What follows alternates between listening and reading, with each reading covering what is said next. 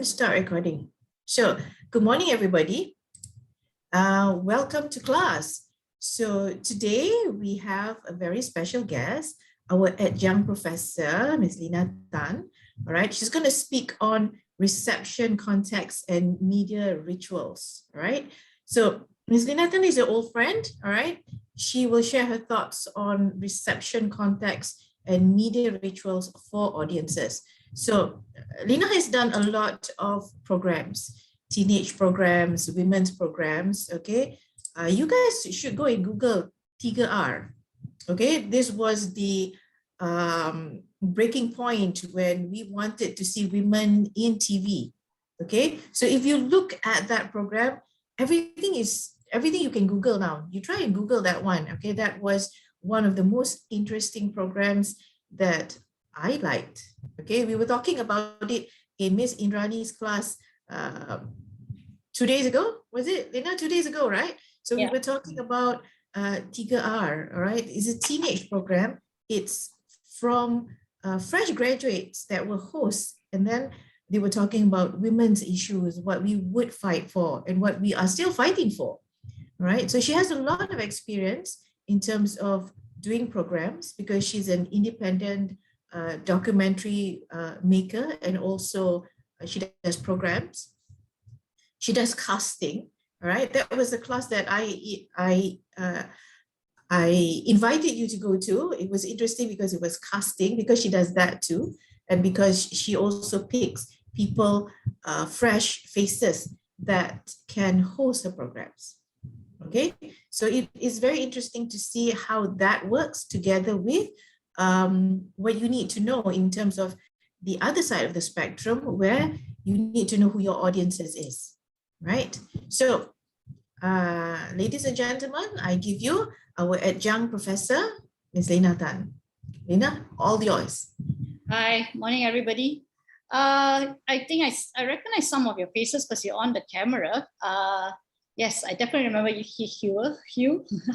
And so, okay, just to start off, I know it's 10 o'clock in the morning, and I think your lecturer, Lina, also my namesake, has asked you to on the camera. So it'd be quite nice if I just get a show, because I normally start with saying, you all are second year, but I understand not everybody's mass comm students. Who are from mass comm here? I mean, if you all can, be great if you can on your cameras and you can do a show of hands, you know, if this was live. Who's studying mass comm? Who really studies mass comm? I mean, some of you take it for elective, right? Okay, quite a few under us who don't switch on your camera. Either they're not there or they are, okay. Yes, right. Switch on your cameras, guys. I'm not going to give you attendance. Hey. Okay. See? Hey. They do it for you, Lina. They don't do it for me. I'm curious to know, because also, I mean, I want to know, are you guys mass comm students, or are you studying something else and taking this as an elective? You know, because I mean, there's a difference, but there's also, you know, what I'm going to say in that sense of how I'm going to approach it. If you are mass comm students, the majority of you are mass comm students. So far, the ones that switch on the camera, you guys are all mass comm students, right? Just raise your hands again. Then now, like, yeah, 1, 2, 3, 4, 5. Like, oh, okay. Yeah, I saw some of you. So those who's not mass comm student, then who's come from other classes. Okay, the ones, maybe the ones that didn't switch on their cameras. One person who's not. Okay. Okay, the ones who didn't switch on the cameras, I just presume they're all not mass comm students, but that's okay, that's fine.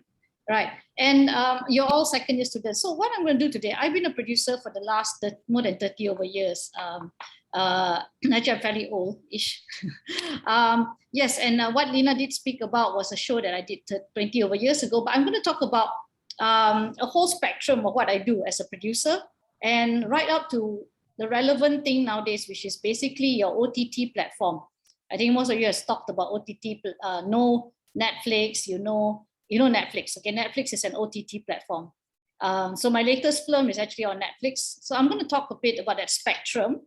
And I think because Lina also mentioned about it being your course, you're learning about audiences, you're learning about all these things. So again, I am a practitioner, so you can ask me questions along the way. If you all don't want to show camera, or you don't want to just, you know, you can type it on the chat site, and I'll try to answer your questions along the way.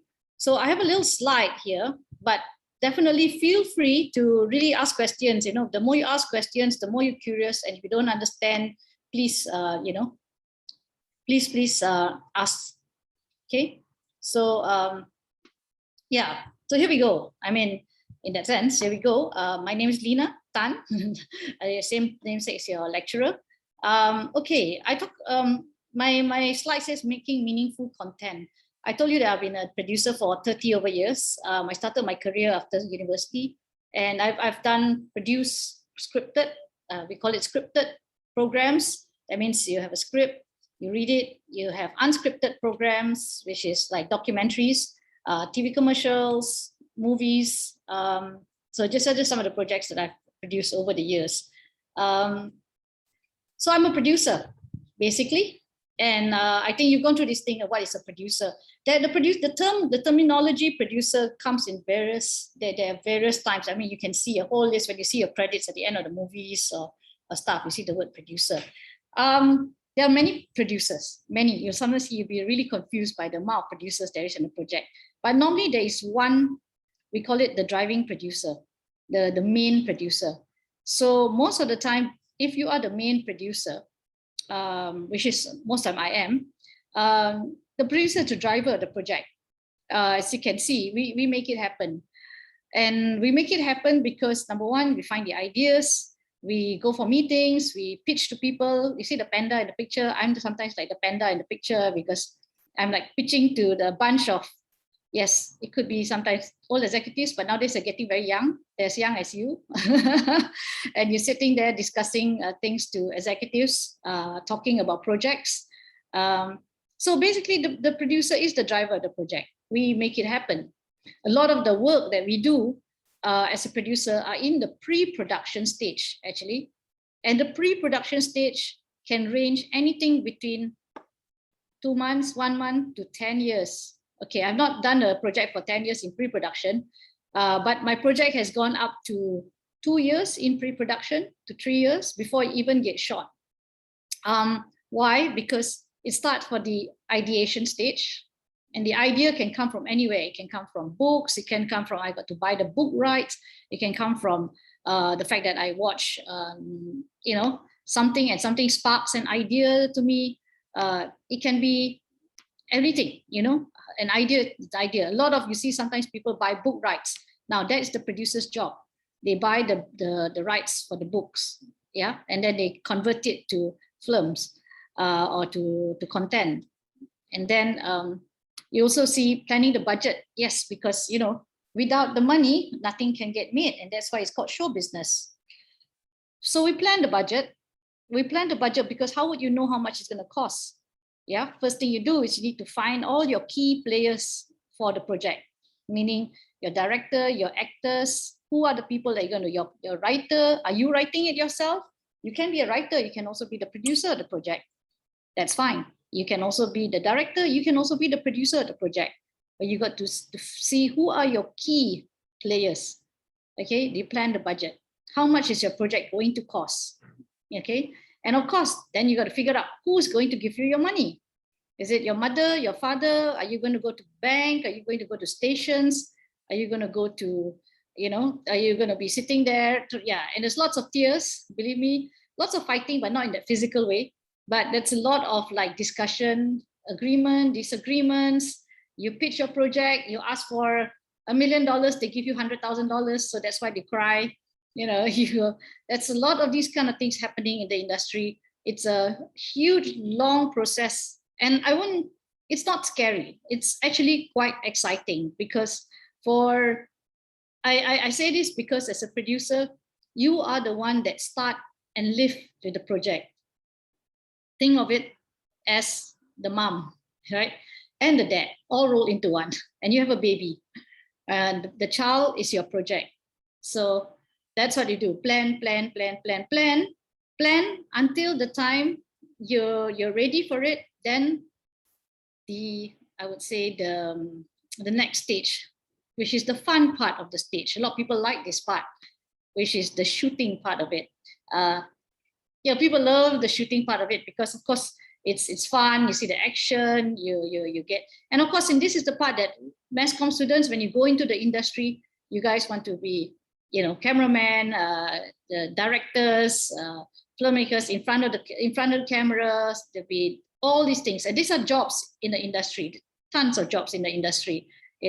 Right down to your accountant, production accountant, very, very, very important person. Don't think it's not glamorous. They're very, very glamorous, because if they say no, they take care of the budget. Right down to your conti, your gaffer, the whole range of people that work. So this is the fun part of the thing, shooting, making it, where it all happens, the camera, lights, action that you see. And then, of course, after it all goes through, after everybody like hugs each other and say, okay, goodbye, we love you, bye-bye, bye-bye, then you go into this very slightly lonely process. I call it a slightly lonely process because it's called the post-production process, where you sit in dark rooms for hours and hours on end, sometimes alone, sometimes with your editors, most time with your editors if you're the producer. If you're editor, you sit by yourself. And you work at the project, and you see it again, you watch it again.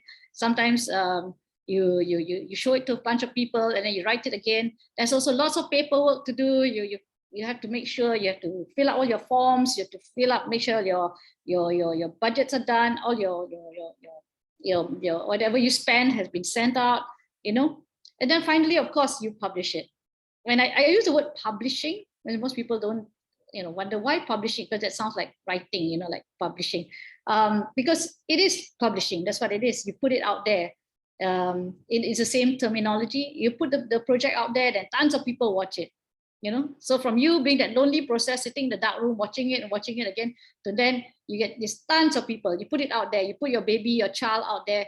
Now, okay, you launch it to the world, and then you wait and get all these comments.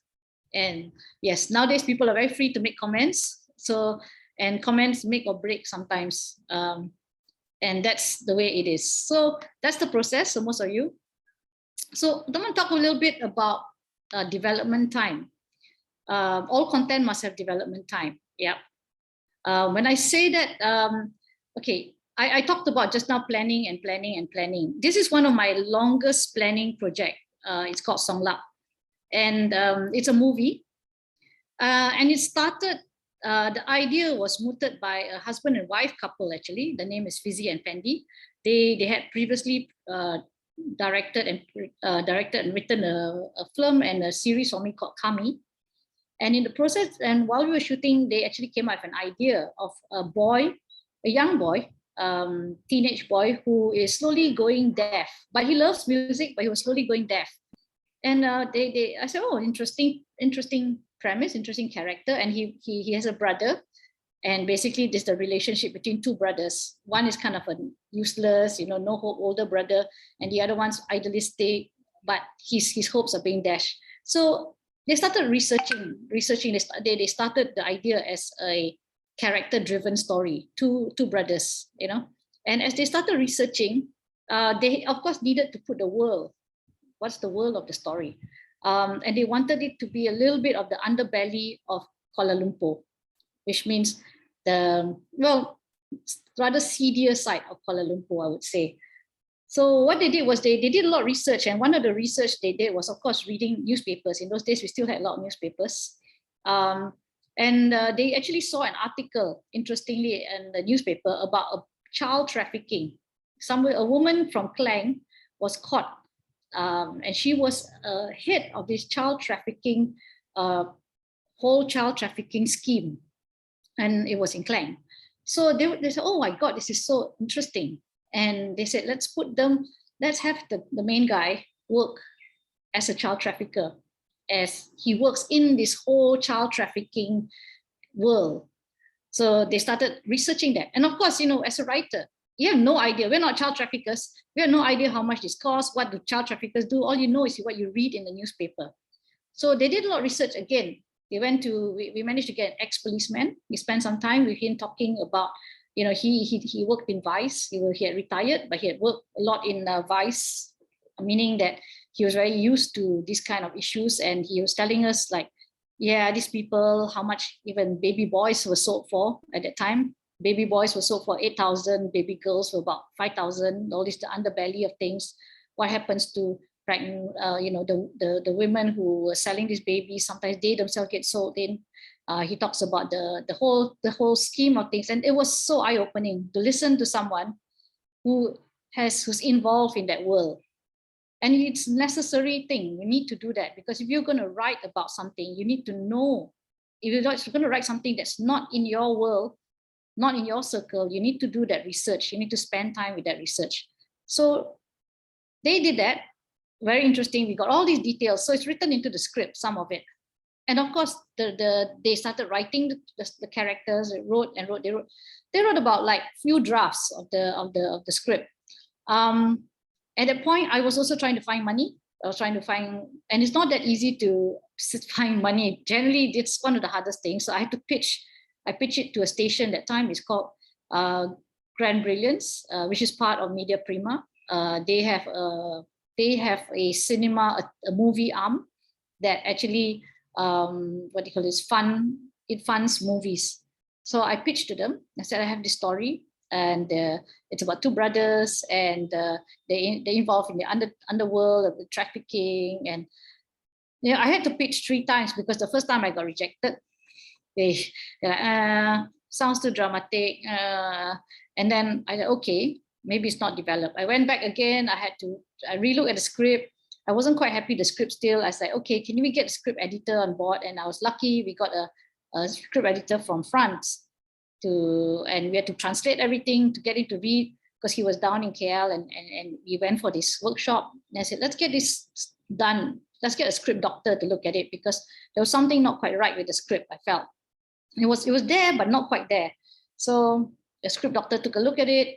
In the meantime, we started the casting process. We talked about casting is really key. For this one, we had 3 main characters: the 2 brothers, and the girl that was the central character to the change that happened to the brothers.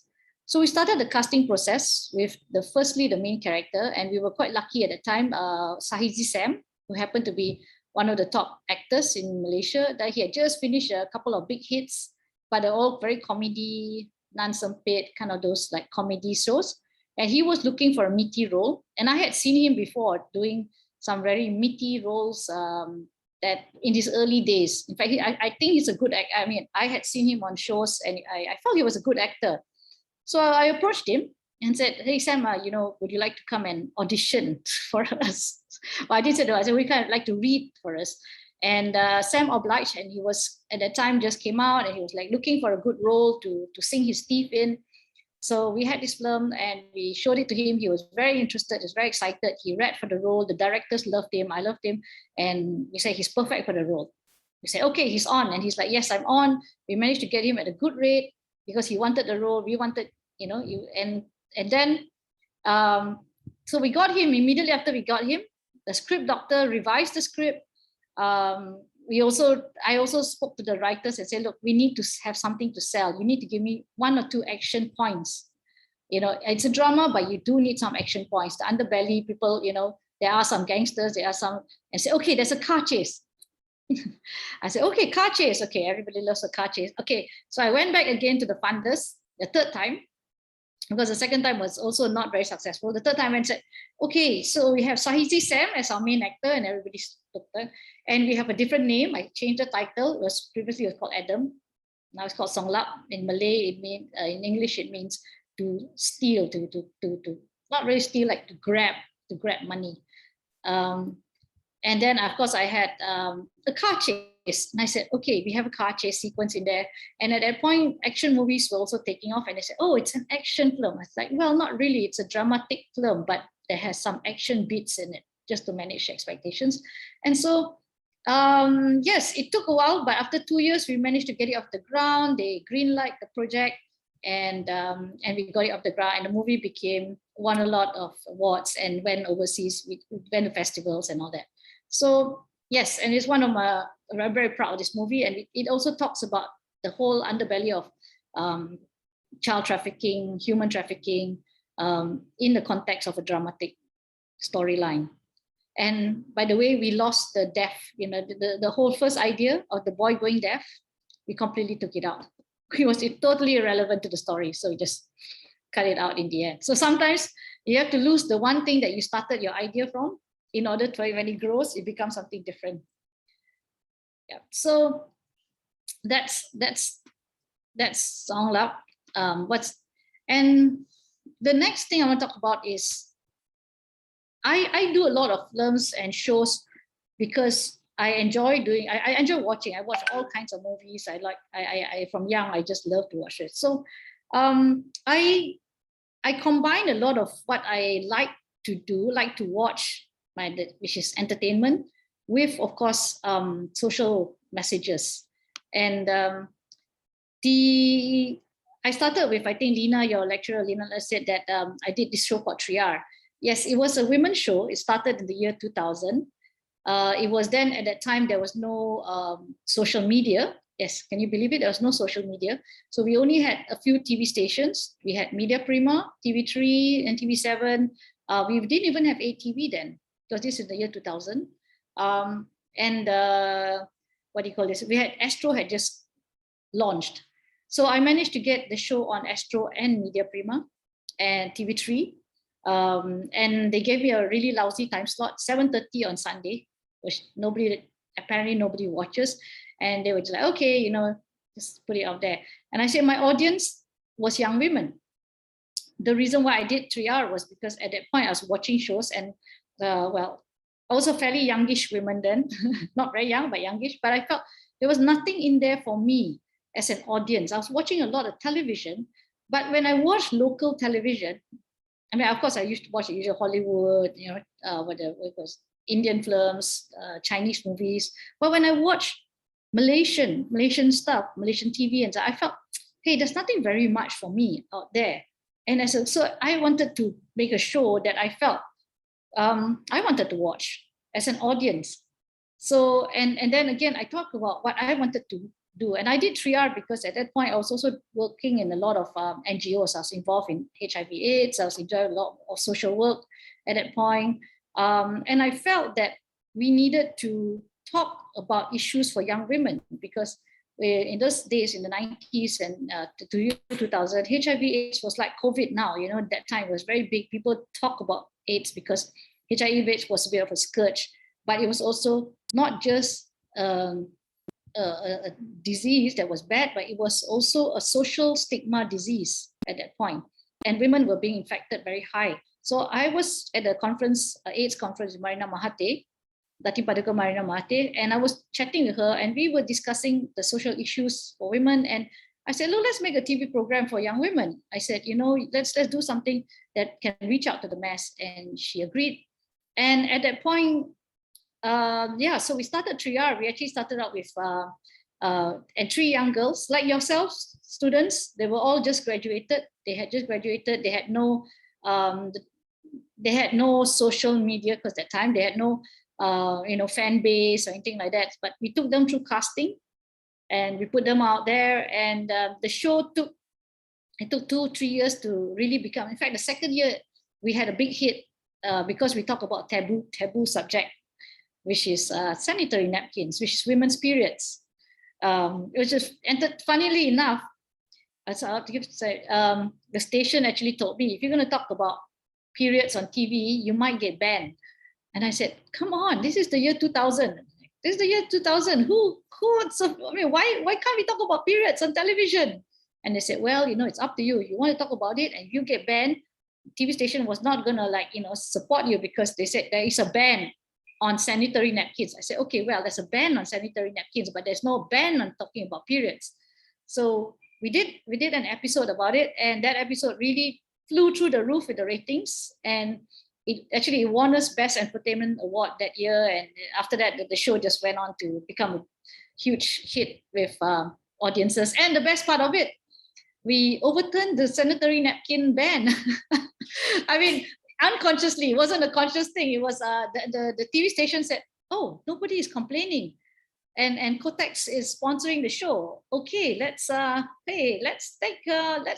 to put sanitary napkin ads on air, and slowly it started creeping back into national television.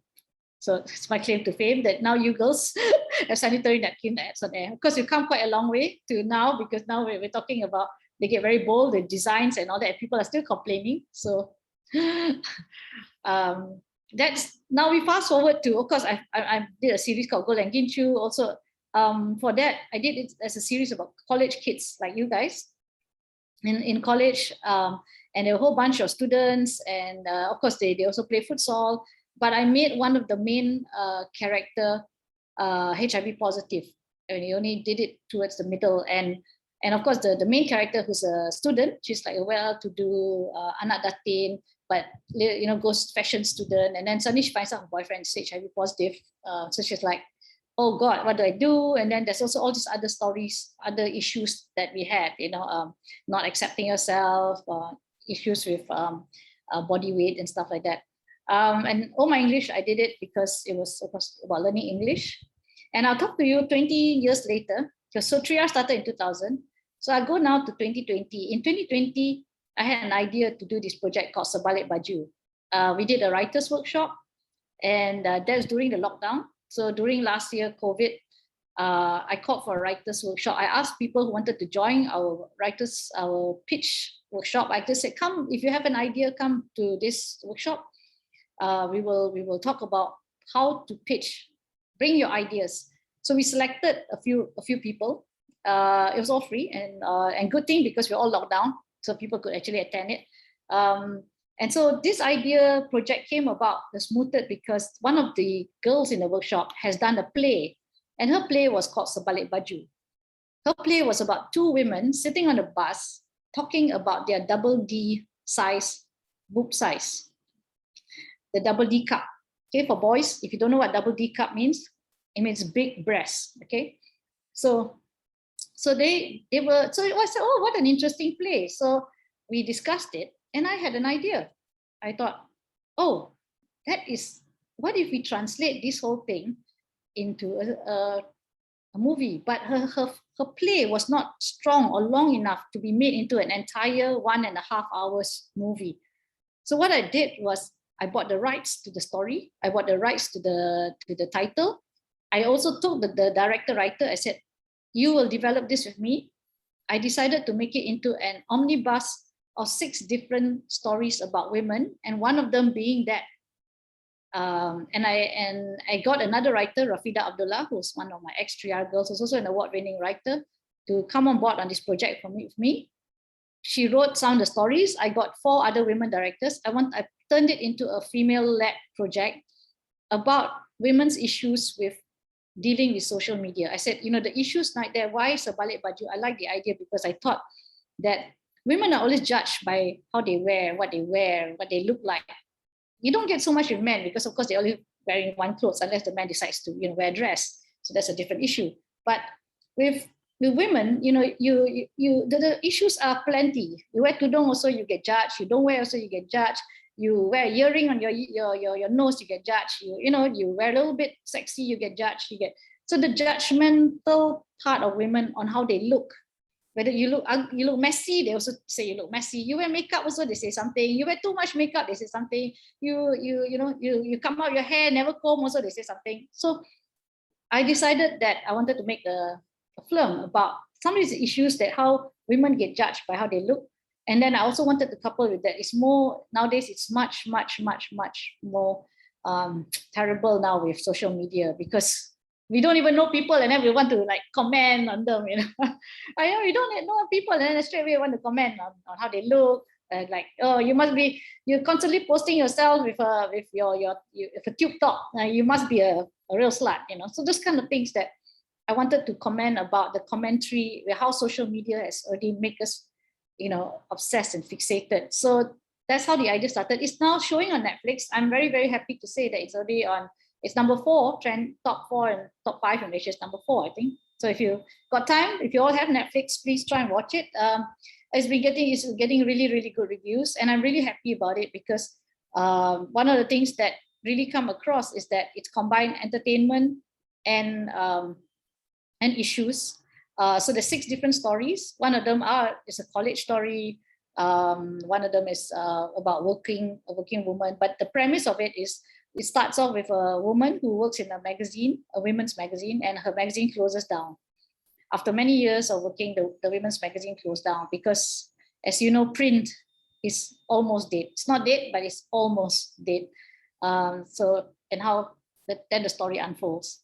So yeah, I mean, plugging it a little bit, but it's on Netflix, but do watch it, because for me, this is what I do. I think it's really important to find your audience. Okay, I talk about this because when I was doing a lot of my films, my last movie was called Gold and Ginju Volume 2. So I do a lot of films that has social messaging, a lot to do with either human rights, women's rights, or for kids, education for kids, education in a way of maturing their minds about issues. When I realized that where are my audience right now, I look at, when I did Gold and Ginju, I put it up in the cinema. I realized that, you know, in the cinema, it's really, really hard. So I decided, well, my audience, a lot of my audience is on OTT platform. So that's why it's on Netflix. Which brings me to the next slide. Oh, okay, this is a slide I talked about in terms of finding an angle. Yes, so finding an angle is important. If you're doing a documentary, I did a couple of documentaries. This is when you do content, any content you do, okay, you need to find an angle. Especially, for instance, like you're talking about Mahathir, Dr. Mahathir, Tun Mahathir, who's now, you know, everybody knows Tun Mahathir, who doesn't, you know? So when I did a biography on him for History Channel, this was just after he had retired. This was many years ago. I had to find an angle on him. And so I, you know, decided that I wanted to talk about his life many years ago when he was a student. So I want, and then I interviewed him to ask him his life since he was a student, his history. And then when we did COVID, this was last year, which we won an award for it in Asia Content. We also had to find like what's the angle for COVID. So for me, being locked down in the house, you know, was very difficult. But I also thought about my parents who were locked down in their homes during World War II, and they couldn't go out. And even then, without social media, it must be so scary. And I looked at the guns, you know, I call it the guns, the temperature guns. That time when just started, right? When COVID just last year, I think everybody remember, suddenly we have had our temperature taken everywhere we go. And those temperature things, just at first I couldn't get used to it because they just point those things at your head. And I was very nervous, like, why do people like, you know, and it felt like pointing a gun into my head. So I liken it to being in a war and the enemy is the disease, which we can't see, which is even more scarier because you cannot see the enemy, and how it affected different people and different segments of society. So that's about finding your angle documentaries. Okay, I won't go too much into it. In this slide is all about, I wanted to talk about as a producer, one of the things is creative problem solving. This is one of a movie I did many years ago, called Pisau Cukup, and it means gold diggers. And I had to shoot in the ship. And Star Cruise, I was very, very sure when I had this idea that Star Cruise would be happy, open arms. I mean, come shoot on our ship, we'll sponsor you, you know. Why not? I'm going to bring all these celebrities on the ship. And Star Cruise, I pitched to Star Cruise and they said, no, we can't sponsor you. You have to pay us a lot of money to come on our ship. We're not interested in your audience, they said. I said, what do you mean?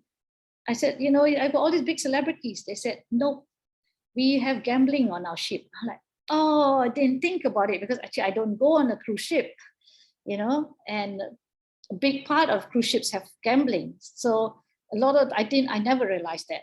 I didn't even realize that cruise ships don't generally target a Malay-speaking audience, mainly because of the gambling on ships, because they have that.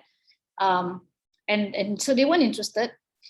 And I was like, oh my God, my whole movie is centered around the ship. If I don't have a ship, what am I going to do? And Malaysia don't have any other ship as a Star Cruise. They only have one ship company, you know. So unlike Europe, they have many, many, many companies. So I had to persuade my actor, my writer to try and change it, but they were adamant that they wouldn't change the script. I tried to make it into an island, a private island. They're like, no, it wouldn't work.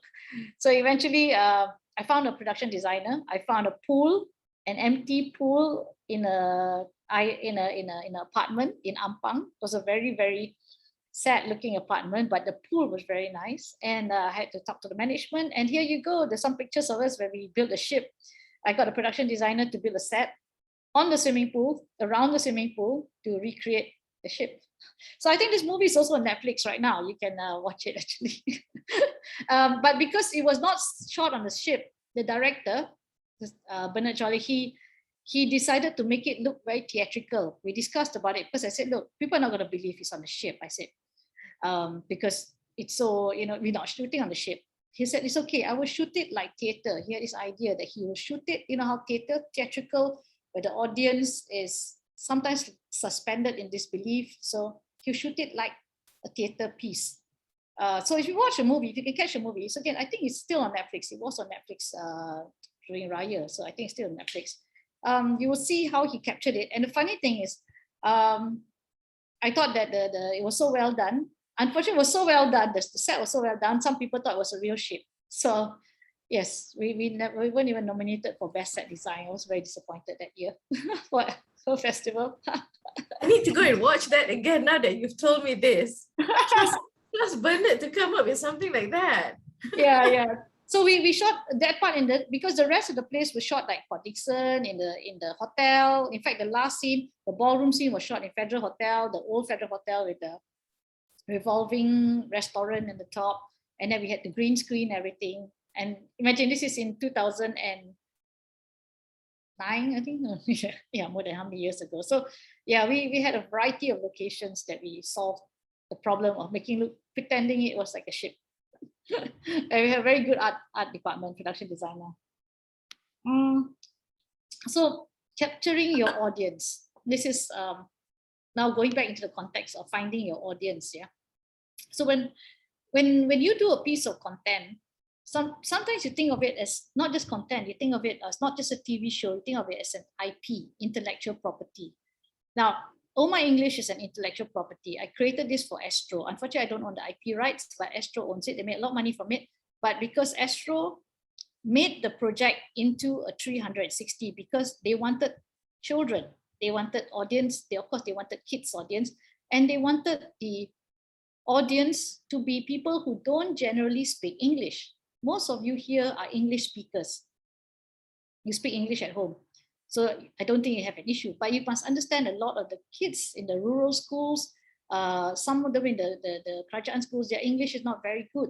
So they told me they wanted to promote the speaking of English, but in a conversational way, not the kind of English that you speak, like you go to business school and you speak all this proper English. No, it's so that you gain confidence, because the problem with English is not about the language. The language is complicated a little bit, but it's the confidence. A lot of the people, the students in school don't have the confidence to speak it. So created the show called All My English, and then from there it spawned the life of its own. Astro, we did a ground event, we went to schools, we did they had we had these drama teams that went to school to do English plays called All My English Day Out. We had telemovies that was just fun to watch, but half English. We had a whole online learning English where kids can come in, play games and learn English at the same time. Challenge. We had all kinds. We had magazines and stuff like that. So the idea was the intellectual property of All My English was spawned out. It became a brand, and so that's why you see when you see shows nowadays, when it becomes a brand, you see things on everywhere. T-shirts and stuff, you have a Pirates of Caribbean. Pirates of Caribbean is a movie, but you have a Pirates of Caribbean ride in Disney. You have a theme park. So that's an IP. So All My English became an IP, and this is how we find our audience, because your audience is everywhere. But the audience I wanted was school kids. So we went for the school kids to make sure that wherever the school kids are, the brand is there. Yep. So that's working on IP. which brings it down to television and cinema. I mean, unfortunately, the COVID situation was really bad for cinemas because they couldn't open due to the pandemic. That was very sad. And as you know, so some cinemas had to be closed, but some cinemas still managed to survive. It's reopening again. People go to cinemas, and I'm sure you all do, for very different reasons. You stay at home and watch your YouTube for very different reasons. You stay at home and watch Netflix for very different reasons. But is cinema dead? Is it gone? Do you think that we'll never make a movie anymore because cinema is closed? Not really. Not really. If you look at it, cinemas is starting to open again. People are starting to go back. Big budget. In fact, budgets for movies have 3-4 times become much bigger over the last few years. In fact, people have been going to cinemas, and ticket sales are been skyrocketing. Even local movies. It used to be that we hit a plateau. Audience for local movies was the highest local movie up to the year 2000 and I think 14. So it was only about 6 billion box office. Compared to when you get, your Star Wars and all that, your box office close to something like, you can go up to 30, 40 million, sometimes more, 100 million even. So, but the local shows, I'm talking about local films, right? Then when you go, but the last few years, I think it started picking up. We saw the box office jump to 10 million, suddenly 20 million. And of course, our big box office grosser is 38 million. So cinema is not dead. Actually, cinema is still there. People still want to go. They want to go out there. They want to bring their family. They want to go out with dating. They want to go and have fun with their friends. They want to buy movies. So cinema isn't dead. It's still there. People are just more discerning on what they watch, I guess, because they want to feel, if I pay 20 ringgit plus my popcorn, 30 ringgit, I want to watch a big Hollywood blockbuster that costs 200 million US dollars in production.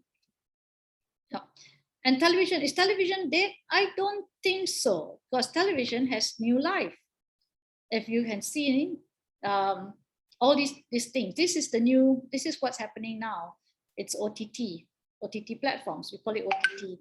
Does anybody know why it's called OTT? Over the top. Because you don't use boxes anymore. Don't ask me. It's a strange terminology that's coined by the broadcasters. So all of these, you don't need anymore. You don't need those boxes even. Even Astro now, those Astro boxes. Most of you, I don't think, have Astro boxes anymore. You all watch things through the internet. Netflix, Astro on the Go, Mubi, you can get all your movies. Even Disney. So let me tell you, because we do a lot of work for Disney. Disney Channel has been my client for many, many years. Disney Channel has closed down. They are no longer Disney Channel because they're now Disney Hotstar. What does it mean? It doesn't mean that they stop making films, they stop making shows. No. They didn't. They in fact, they increased their production, but they just not on linear channel. Meaning, if you go to Astro now, there's no Disney. You can't find Disney Channel anymore, but you can subscribe to Disney Hotstar, and you can get it and watch it on your computer. You can watch it again like television. It's just a different way. It's just a different platform, and a different way of watching it. Netflix, I'm sure you're all very familiar with. As and when Astro the Go, same thing. View. So in fact, I talked about Sebalik Baju just now. I hope you'll remember my show. Netflix has given me a new lease of life, a new audience.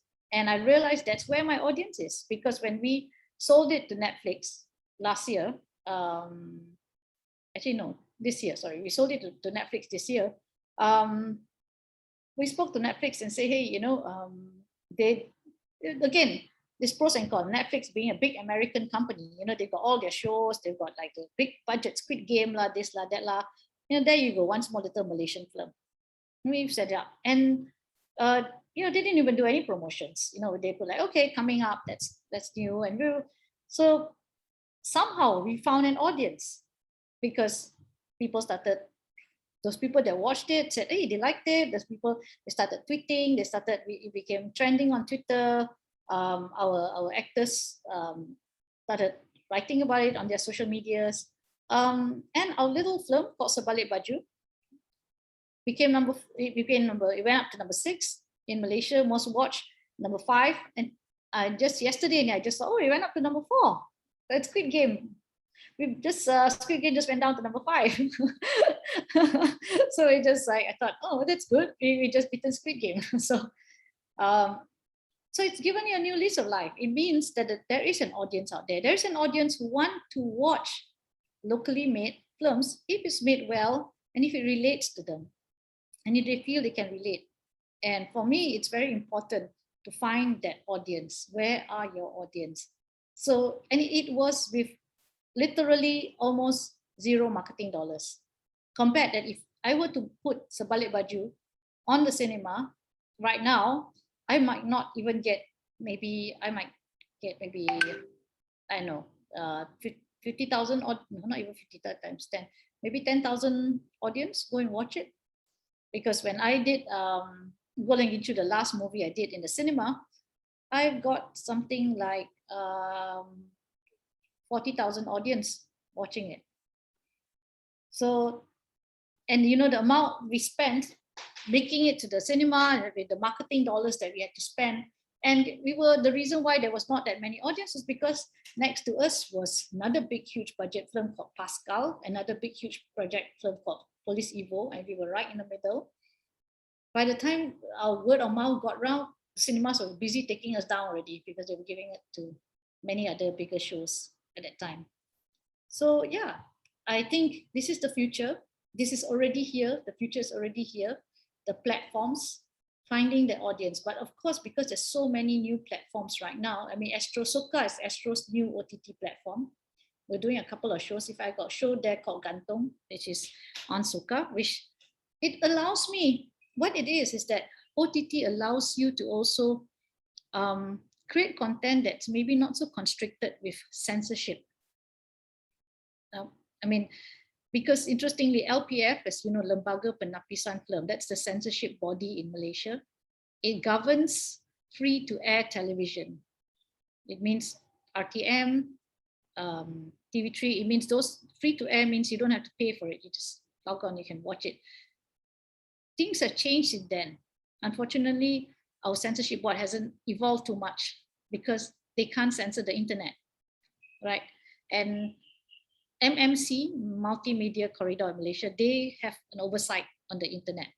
So they can't censor the internet because the only way they can is if somebody complains about them. So Astro is under that MMC. So if let's say tomorrow you watch it and you complain and say, there's too much nudity, for instance, you know, in Netflix. They actually can't because Netflix is not, the office is not here. It's in the US. They don't actually have an office in Malaysia. So it's very hard for censorship. It's very, very difficult. But again, you know, in Malaysia, we also understand we have our norms and we know we're not going to like push the boundaries with actors and all that kind of things. But if you want to talk about issues that are hard to get onto national TV, it gives you a good platform. So that's why Sebalik Baju, I put it on Netflix because I knew one of the story, which is about the two girls on the bus talking about the issue of their bodies. It's really going to get censored if it goes to Astro or anywhere else. So yeah, so that's why it's on Netflix. Gives you a new leash of life. And I think basically that's it, you know. It's a small little saying. Nobody really knows what works. Yeah. Yeah, I think that's for me, my whole journey in terms of as a producer and producing. To me, it's still fun. I've been working in this for more than 30 years and I still enjoy it. I'm still learning new things. Content is still key. I started working in the industry from 16mm films. I've seen technology change. We used to shoot commercials with 35mm films, and Lina will cost, you know, your lecturer will know how it is, you know, and how technology has seen change. So by the time you guys are 50, technology may be even different. Who knows if you're watching, I don't know, movies on your arm or something like that. But one thing for sure, issues don't change, stories don't change, emotions don't change. And audiences may change a little, but you must always know then what does your audience relate to. 20 over years ago, I was working doing issues on women's rights, things like harassment, talking about gender equality. 20 over years still, I'm still talking about the same thing. It's still in the papers now. Look at the issue with Pandalela just now, that she brought it up. It's not something that will go away, folks, it's not. So those things are the things that will always go on. Content will always be there. It's just the platform that changes, the technology that changes. Yeah. So are there any questions? They're very quiet. Please, yes, I'll stop sharing. And I'd love to hear some of you comments, speak up, ask questions. Maybe you're asleep. Yeah, guys, just unmute yourself and ask questions. As we wait for the question, right? Lina, could you tell us a bit about Gantung? Gantung. Gantung is I bought the book rights from Fixie novel. Amin Muhammad, is it? Yes, Amin Muhammad. I bought the book rights. I bought the book rights from him, and I spoke to the author, which is Nadia Khan. And I actually know her. She did some writing for me. So I said, hey, I want to make this into a series. I pitched it to Astro. Astro liked it. At the time, they were launching their new channel, Tribe, in Indonesia. And they said I needed to circumvent some of the issues because there was a lot. The story was about 4 naughty boys in school. They were constantly, dating girls and getting into trouble, mainly with girls. So, which means that there was teenage sex in the sense. Of course, we're not going to show it, but we had to imply it. So I was very careful. We got Indonesian actors. We got a few Indonesian actors. The girls were all Indonesian actors. Of course, there's no nudity or anything like that, but we had to. Some of the scenes were quite graphic because we had to talk about the issue of harassment in school, and we had to talk about the issue of sexual harassment to guys and girls, to both sides, girls and guys. So Astro saw it. We made 8 episodes. Astro watched it, and they're like, oh! The first 2 episodes was like, it's like, oh my god, Lina, if the kids in there were all blonde and this was America, we would not be gasping. But this is like, I said, yeah, because it's set in Malaysia, is it? I said, yeah, but it's supposed to be an international school. So again, I did the setting. I put the setting in an international school where there were many races and many different, so we took religion out of the equation. So Astro was a bit worried, but they eventually asked us to censor a few things, take out a few things, which we did. They put it up on the Tribe. And then because they had such a big fan base in Malaysia, Malaysians were very upset because like, how come the Indonesians get it? We don't get it. And then they managed to somehow hack it. And before we know it, even before it was on Astro, because Astro was holding back for fear of censorship, it was illegal, and it was downloaded, I think something like 70,000 times or something like that.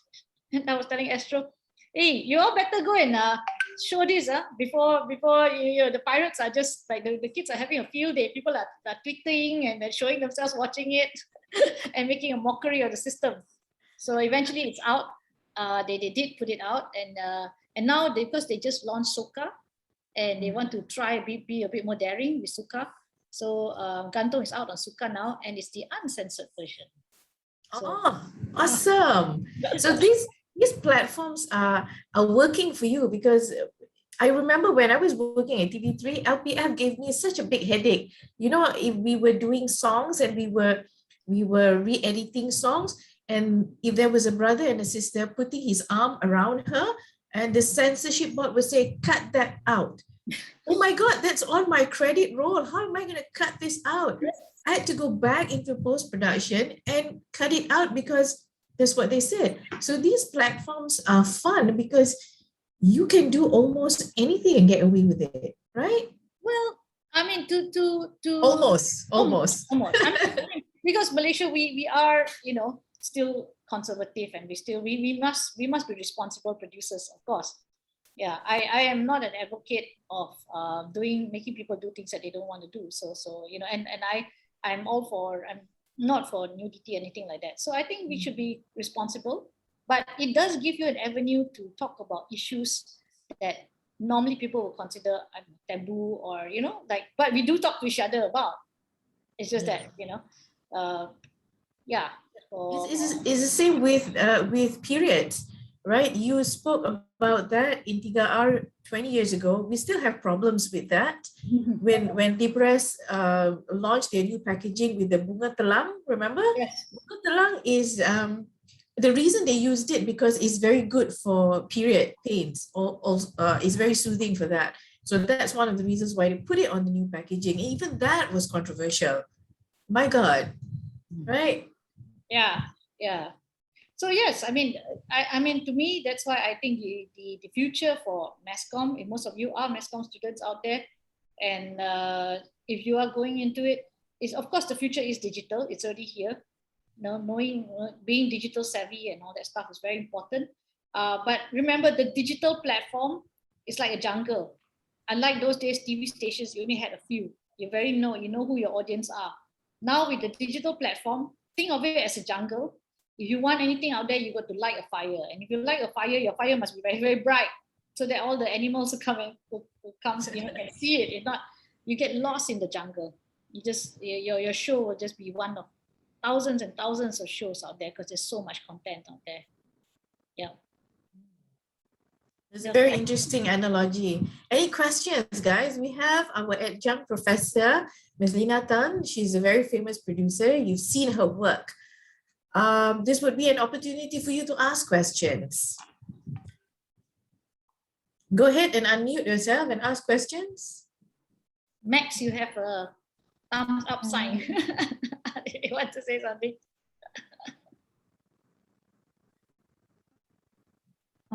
Can I ask? Yes, go ahead. So, do you always feel confident about your projects? Because that's something I struggle with. I struggle with liking what I'm working on. So, do you always feel confident about your projects? Yes, she does. I was just going to say, no, I don't. No, that's a really good question, because it's a very, very good question. That's why I had the last slide.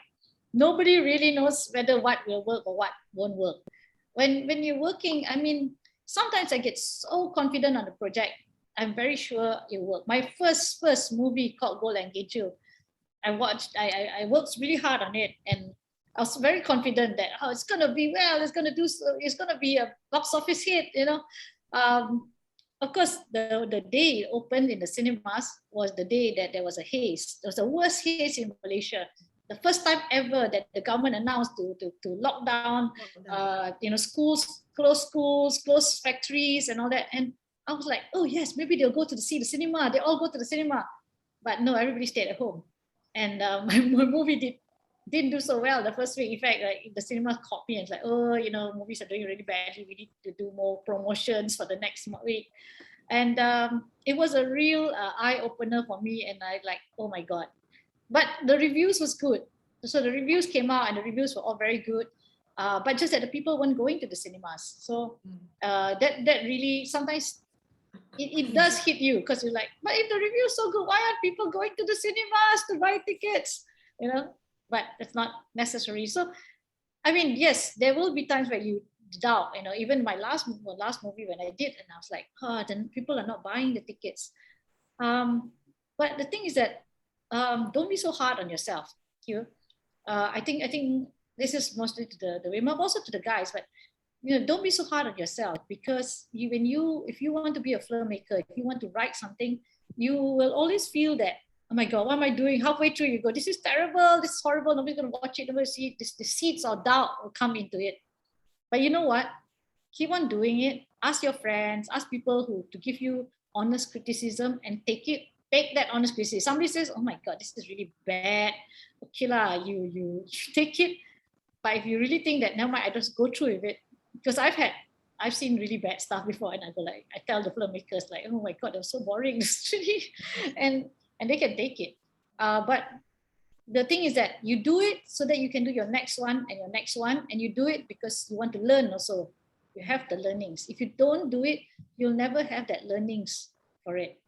And you'll never have that learning to know whether you like it or you don't like it. You know, it's okay. Sometimes you can go through the whole process, finish the process, do it first, and then after that you can tell, okay, actually I don't really like this part of it. I really like the producing side. I actually don't like being in front of camera. You know, when I used to direct, but I decided I didn't really enjoy directing as much as I actually enjoyed producing. So because I felt that producing, it create a more holistic, I get more information. I enjoy the storytelling process very much. I love the storytelling process, but I enjoy the producing, putting it all together. So you may find that I hate the producing side. I just like to be in front of camera. I just like to be, you know, an actor. That's fine too, but go through that process and have that self-doubt. It's fine, but don't let it paralyze you. Don't let that self-doubt paralyze you, because that'll be the worst thing to do, you know. Keep it going. Just move on. If it comes in, just kick it out of your head. Like, okay, never mind. If it's bad, it's bad. So what? I'm just gonna get criticized for it. What's the worst gonna happen? Okay, people hate it. It's all right. I'll move on. I'll be thick-skinned. I'll move on. Any other questions, guys? Can I ask? Yes, go ahead. Yes, I Kok just Jin. wonder like how to get the sponsorship, like how you persuade the brand of the or the company like to buy your movie, buy your ideas, and actually sponsor on the movie. Okay, so Kok Jin, right? You talk about sponsorship. Sponsorship is very different from buying my movie. Right. So sponsorship, let's say you have you need a car in your scene, and you need a luxury car, so you want to go and ask BMW to borrow, because where, you know, to sponsor a BMW in your short film, for instance, all you need to do is to make sure you write a very nice letter. Firstly, find out who is the correct person to write your letter to. That's very, very, very important. Okay. And now with social media, with internet, you just Google, or you can just call up, like, can I find out who is the marketing director or the marketing manager for BMW, for instance. Find out who the person is. Make sure you address to the right person in the right department. All sponsorship matters goes through marketing. Okay, if a company is very big, it's a marketing, like BMW, for instance. If it's a small company, go straight to the boss lah. Find out who the boss is. Write the letter, a very, very nice letter, in such a way. Explain your project. First paragraph, my name is Kok Jin. I am the producer of this project called blah blah blah blah blah. You know, then talk about what the project is. My film is about two guys who go on a road trip from here to here, and along the way they have some adventures, and and they come back and they become a better person. Something like that. Whatever your show is about. Then the second paragraph, then you talk about, we would like to feature a car in the scene because they drive, and therefore we would like to borrow we would like to see if BMW can sponsor us a car for the series. Now that's easy, because that's the one. Then third one, you tell them what they will get in return. Will they get a credit mention or whatever? Now you want money is a different thing, because if you want money, you got to tell them that we would like you to, are you able to sponsor us 10,000 ringgit or whatever, how much you want. That's a different situation. That's called pitching. So like, for instance, Finas has a micro grant that you can pitch your ideas to, and you can get up to 5 to 10,000 ringgit to make a short film. And that's open to students like yourself. So you can go in there, but that's a pitching. That means you get a nice little proposal, down up, talk about your story, talk about what it is. So that's, you make a very nice pitching deck. Who you are, what the story is about, yeah, and then you go and pitch. So when you go to the bigger level, like movies, when I talk about pitching, just now to media primas, you're asking for $1-2 million. Of course, your pitching has to be at an even more higher level in that sense.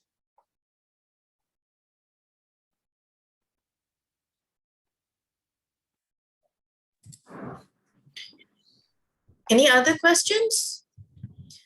Lina, when you said that you have di Sebalik Baju on Netflix, I'm sure that when that happened, you also had a budget for marketing purposes, but you said you didn't even have to do marketing. So that's a save on the budget, right? Okay, very interesting because this is how Sebalik Baju got funded. I talked about the process of how the idea came about.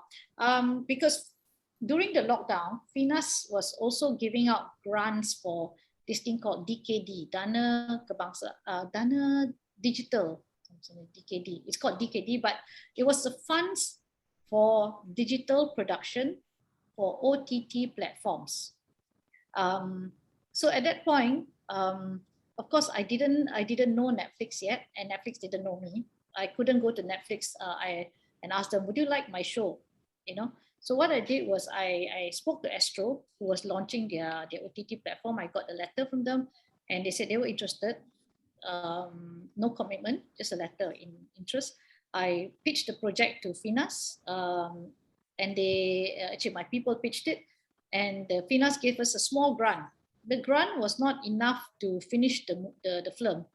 It was enough for us to 50% of what the production budget was. So we put in another 50% of our own money to finish up the film. And then when the movie was in its what I call the offline stage, rough cut stage, we sent it to Netflix, and we sent it to Disney, we sent it to Astro, we sent it to many different companies to see, are you interested to buy? So at that point, well, Disney came back and said, no, it's not really very family. We want more family. Astro came back and said, okay, but you need to cut this and cut this and cut this. So censorship. And then Netflix was like, yeah, okay, we'll consider it. It looks good. Yeah, I think we're interested to take it. And then I was like, oh, great, Netflix quite interested. So then I polished it a little bit more, because Netflix had said like, oh, but you need to cut it faster. It's a bit slow, some parts. Can you make a very good thing that they told me? Can you try and make your first 10 minutes more interesting, more faster? Because people, when they watch, it's the first 10 minutes. After that, it's like very slow, very boring. They'll like change to another show. So I re-edited it. I re-edited the first, the beginning part. And and then they saw it again and like, yeah, okay, we like it. And my agent just negotiated an offer, so we sold them rights. We sold them licensing rights. We licensed it to them, so I still own the rights to it. So that's how we got it on Netflix. But Netflix wanted it to have a exclusive licensing, which means that we license it to them for 5 years. We cannot sell it to other channels, and they bought worldwide rights. So if you're in Australia, you're in Japan, you can still watch it also. Wow, that's amazing. It's a good story. Yeah, and this all happened during the lockdown, right? Mm-hmm. So you were very busy during the lockdown. In the middle of coming to all our classes, you were doing this. Oh yeah. I will do 20 things at one time. Yeah, amazing. I think if you want to be a producer, you need to be a bit, you have to know that you need to multitask and do 20 things at one time. Yes, women are very good. No offense to the guys, but the women are very good at multitasking. But this is one good example. This is the best example that you've got, guys. Right? So in the lockdown, some people just binge on watching Netflix. If they become fat, it's on you, Lina. But some people are just active, So the lockdown doesn't bring you down. It just you just have a lot of time to do a lot of other things. And this is one good thing that came out of it. Yeah, it's a good story that came out the lockdown. And unfortunately our shooting was affected because we delayed it a few times because of the lockdown. We couldn't shoot. So when we started shooting again, my directors, some of them were a bit worried because of the restrictions. But we had so much restrictions. I mean, it's very difficult to shoot during the lockdown, guys, because police came to our set. We got harassed because they have limited. They wanted to see whether you had all your SOPs in place, which we had, but it's harder. It's much more difficult. And then suddenly the lockdown happened again. We stopped. So we had to stop shooting for like 1 month plus, more than a month plus, and then quickly started again before we locked down again. As you all know, we had 3 lockdowns, 3 MCOs. Yes. So yeah, it's not easy. The last 2 years, in fact, I don't know whether we're even getting out of the lockdown soon, but yeah, I mean, I hope things are looking very much better. We started shooting again. So hopefully everybody's been vaccinated. Yeah. I had this group of students. They started with me during lockdown 1 in semester 3. And last semester they finished still in lockdown. But this was a group of broadcasting students that actually adapted so well during the lockdown. I know your cat. Sorry.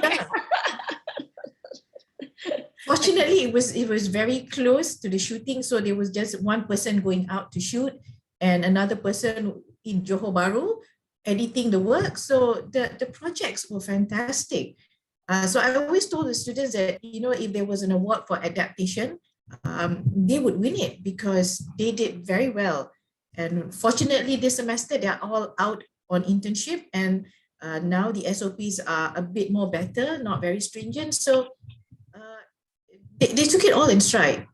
So you see in terms of how you can work around it. You can't work around the SOPs, right? Do you have all the letters that that you have to have when you go out to shoot?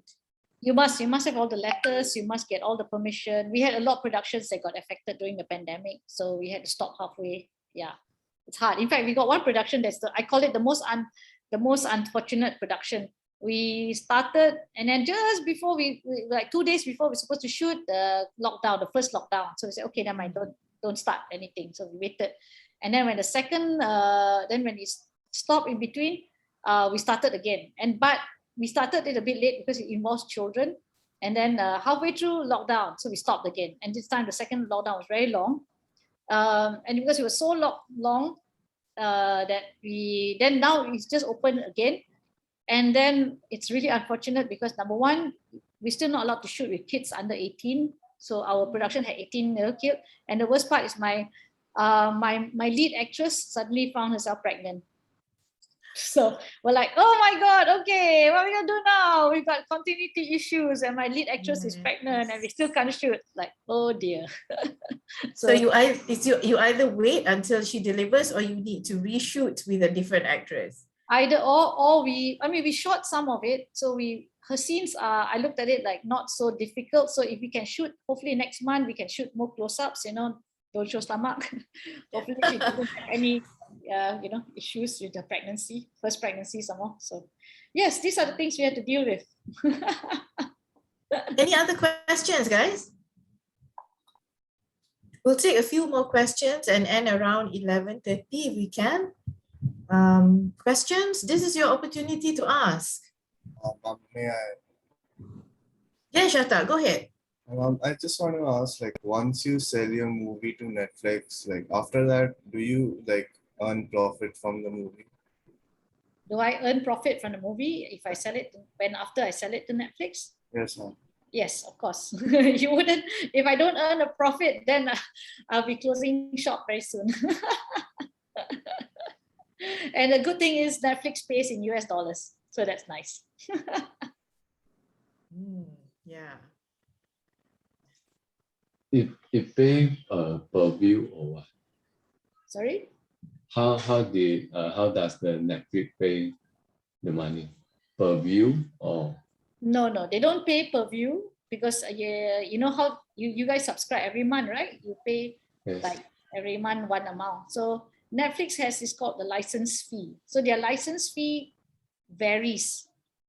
So it varies between it varies depending on like your old movies. Like some of my old movies are also on Netflix, but I sell it because it's old, it's not first run. So it can go as low as $2,000-3,000 US even for an old film. The license, right? It's called licensing. And it can go up to, if it's like a new, never be seen before, it can go up to $150,000 US, or maybe even more. If it's a very popular title that they finish the cinema as a big box office and it wants to go on Netflix, they pay quite a fair bit. Yeah.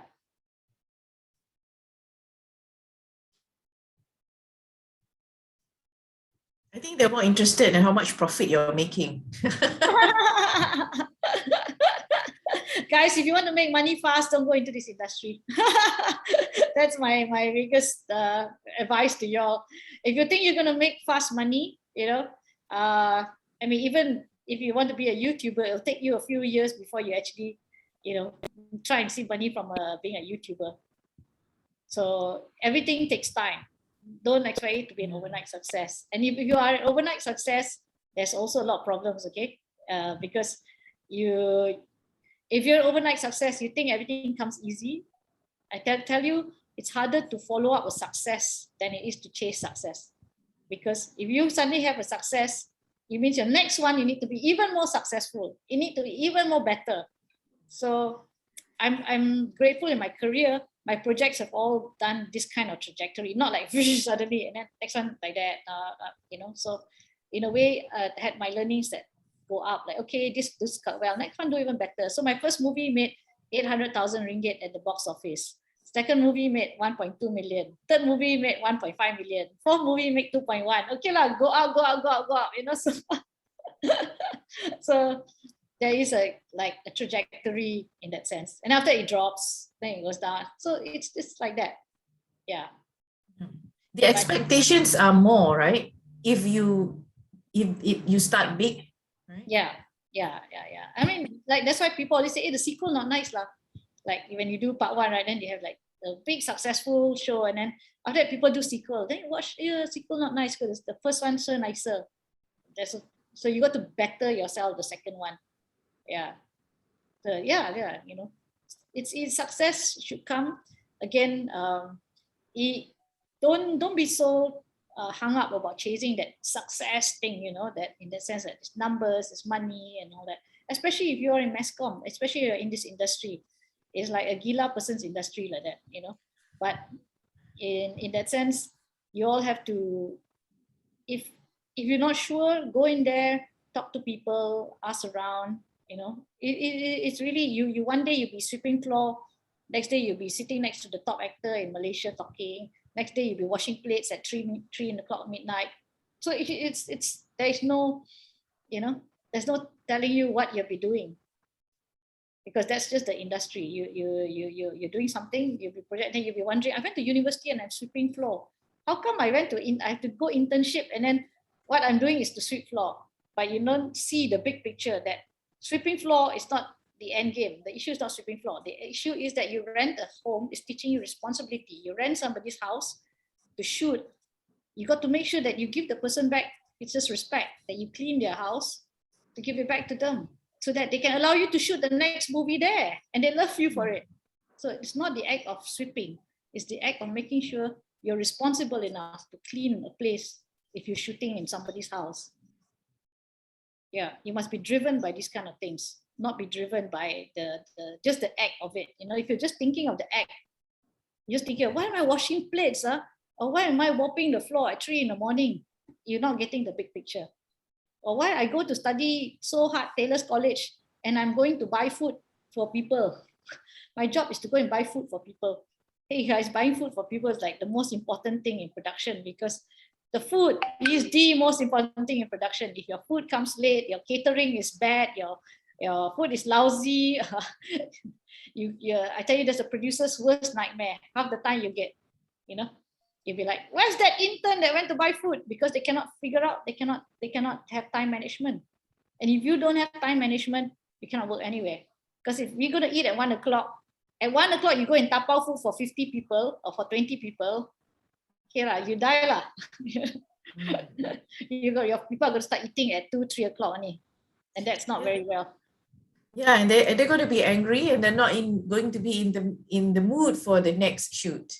Yeah. So yeah, it might look small, all right, but all these small things matter in production, and I think Lina can attest to this. The production out there is a very small family. Everybody knows everybody else. So if you slack, all right, and word goes around, people will not want to work with you. anymore. It's because the family is so small and everybody knows everybody else, Mm. right? And it's true. And the friendships you make on production, that's the other thing. As in any job you work with, when you come out there, like in university, you will click with some people, you don't click with some people.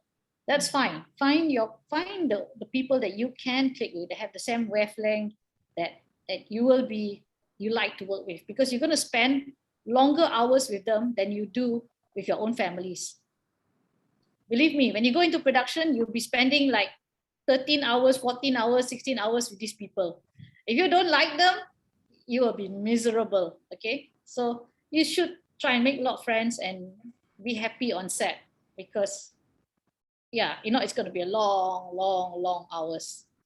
Then you're better off being a editor in a small little dark room and don't see anybody. Maybe that's also, that's not it's what I'm saying is not wrong. Yeah. Okay, any other questions? We'll take one more question before we close. Good morning, Miss. Yes, Princeton, go ahead. Thank you very much for your time.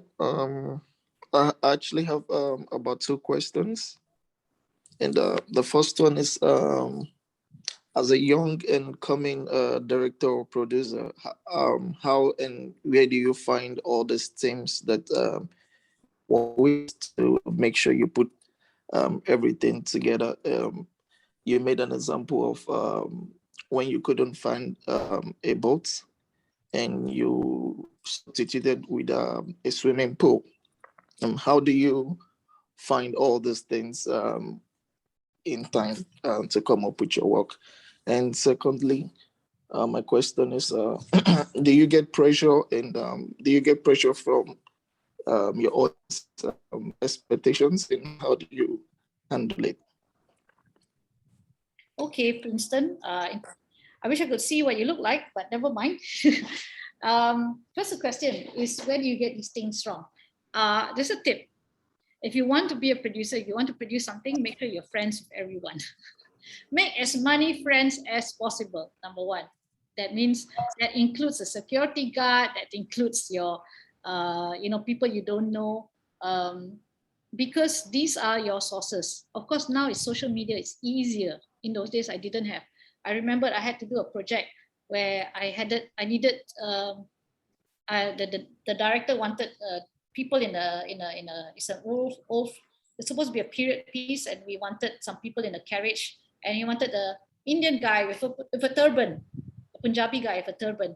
And I'm like, I don't know any Punjabi guys in a turban. And those days, the casting houses, nobody had Punjabi guys with a turban. And I remember driving one day, I happened to see this taxi driver in front of me, and he had a turban.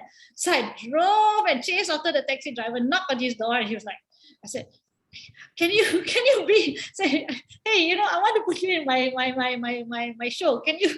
Would you be alright? He was like so shocked, gave me his number, we exchanged numbers, and he turned up. He was in my series. He acted, he became one of the extras. So, where do you find your solutions? Really, make as many friends as possible. Be resourceful. The word is resourceful. Yeah.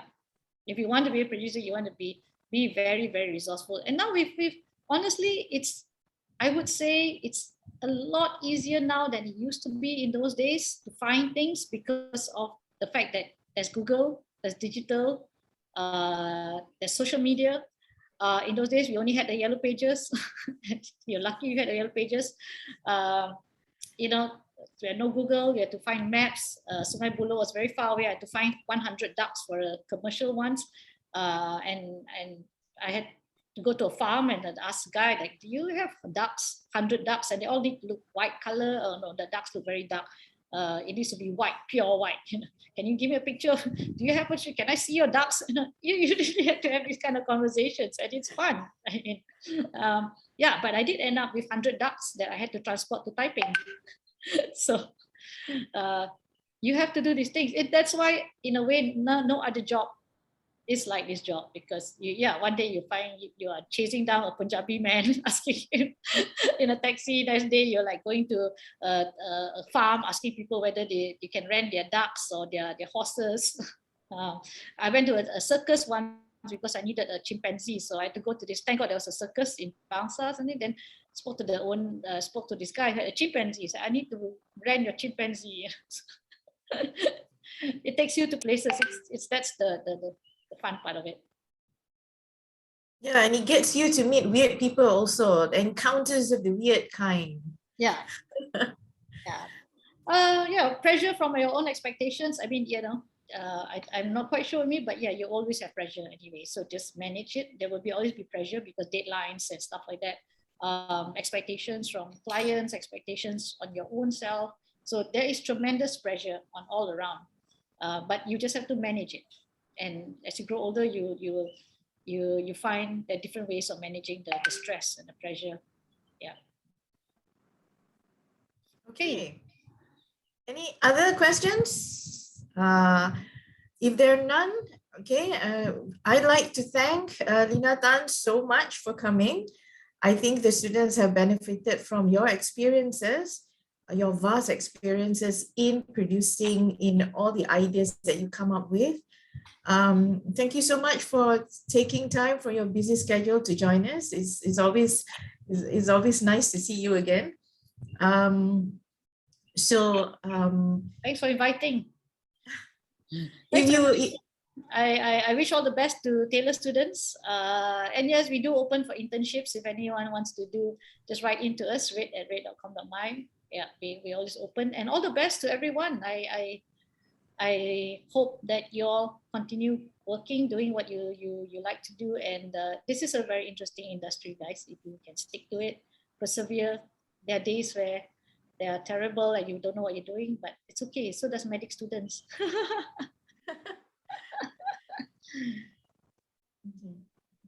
All right, I'm just going to take a group photo. All right, so smile, everyone. For those of you whose cameras are not on, can you just come up for a bit so I can take a group photo? I guess not. Yi Xiong, Princeton, Miss Lina wants to see how you look. There we go. Okay, I'm missing one student. Princeton, are you there? Yo, Princeton. Yeah, miss, I'm not fit for a camera right now. I'm very sorry. Okay, never mind. I'm just gonna say, okay, smile, everyone. Thank you very much. Okay. All right, done. Okay, thank you everyone for coming. Lina, thank you so much for your time. Thank you. All right, we'll have you again in a different session, most probably in the next semester, because this semester is already ending. All right, but it's always nice to have you in our classes. Thank you so much. Thank you, everybody. All right. All the best. All the best. Okay.